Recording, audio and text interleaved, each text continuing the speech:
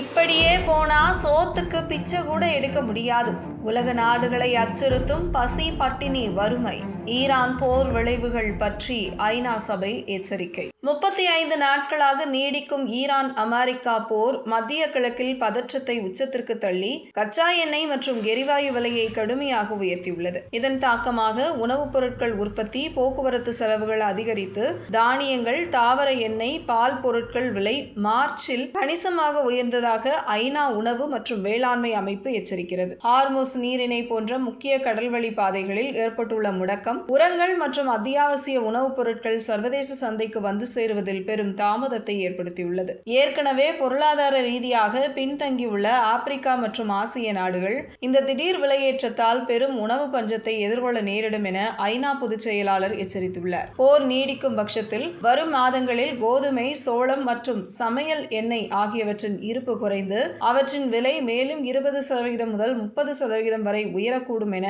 பொருளாதார நிபுணர்கள் கணித்துள்ளனர். உலக நாடுகள் தங்களது உள்நாட்டு தேவையை பூர்த்தி செய்ய ஏற்றுமதிக்கு கட்டுப்பாடுகளை விதிக்க தொடங்கியுள்ளன. இது உலகளாவிய உணவு பாதுகாப்பிற்கு பெரும் சவாலாக உருவெடுத்துள்ளது. இப்படியே போனா சோத்துக்கு பிச்சை கூட எடுக்க முடியாது. உலக நாடுகளை அச்சுறுத்தும் பசி, பட்டினி, வறுமை. ஈரான் போர் விளைவுகள் பற்றி ஐநா சபை எச்சரிக்கை. 35 நாட்களாக நீடிக்கும் ஈரான் அமெரிக்கா போர் மத்திய கிழக்கில் பதற்றத்தை உச்சத்திற்கு தள்ளி கச்சா எண்ணெய் மற்றும் எரிவாயு விலையை கடுமையாக உயர்த்தியுள்ளது. இதன் தாக்கமாக உணவுப் பொருட்கள் உற்பத்தி, போக்குவரத்து செலவுகள் அதிகரித்து தானியங்கள், தாவர எண்ணெய், பால் பொருட்கள் விலை மார்ச்சில் கணிசமாக உயர்ந்ததாக ஐநா உணவு மற்றும் வேளாண்மை அமைப்பு எச்சரிக்கிறது. ஹார்முஸ் நீரிணை போன்ற முக்கிய கடல்வழி பாதைகளில் ஏற்பட்டுள்ள முடக்கம், உரங்கள் மற்றும் அத்தியாவசிய உணவுப் பொருட்கள் சர்வதேச சந்தைக்கு வந்து சேருவதில் பெரும் தாமதத்தை ஏற்படுத்தியுள்ளது. ஏற்கனவே பொருளாதார ரீதியாக பின்தங்கியுள்ள ஆப்பிரிக்கா மற்றும் ஆசிய நாடுகள் இந்த திடீர் விலையேற்றத்தால் பெரும் உணவு பஞ்சத்தை எதிர்கொள்ள நேரிடும் என ஐநா பொதுச் செயலாளர் எச்சரித்துள்ளார். போர் நீடிக்கும் பட்சத்தில் வரும் மாதங்களில் கோதுமை, சோளம் மற்றும் சமையல் எண்ணெய் ஆகியவற்றின் இருப்பு குறைந்து அவற்றின் விலை மேலும் 20% முதல் 30% வரை உயரக்கூடும் என பொருளாதார நிபுணர்கள் கணித்துள்ளனர். உலக நாடுகள் தங்களது உள்நாட்டு தேவையை பூர்த்தி செய்ய